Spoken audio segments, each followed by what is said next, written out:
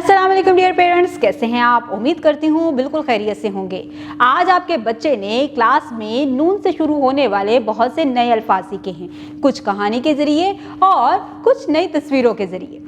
आप उन तस्वीरों के ज़रिए बच्चे ने नून की आधी शक्ल की पहचान भी की है, मुकम्मल शक्ल की पहचान भी की है, उसको पढ़ना और लिखना भी सीखा। क्लास में बच्चे ने बहुत सारी स्टीम एक्टिविटीज़ की हैं। अब उसको होमवर्क दिया गया है, आपने बच्चे की डायरी चेक करनी है। उस डायरी में आपने देखना है कि बच्चे को आज होमवर्क क्या दिया गया है। उस होमवर्क के मुताबिक आपने अपने अंडर ऑब्जर्वेशन बच्चे को होमवर्क कंप्लीट करवाना है और उसके बाद आपने बच्चे के साथ मिलकर कुछ ऐसी एक्टिविटीज़ करनी है जैसे कि स्टोरी टेलिंग है।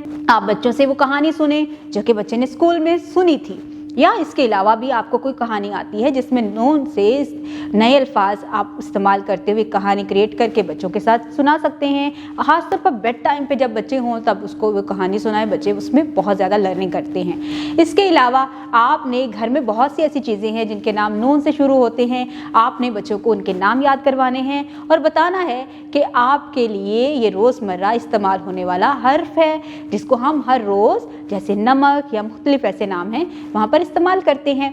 इस तरह बच्चा अपने बोलचाल में भी हरूफ तहजी का इस्तेमाल सीख सकता है। उम्मीद करती हूँ आपने आज की इस वीडियो से बहुत कुछ सीखा होगा। मज़ीद सीखने और जानने के लिए हमारे साथ रहिएगा। मिलते हैं अगली वीडियो में, तब तक के लिए खुदा हाफिज़।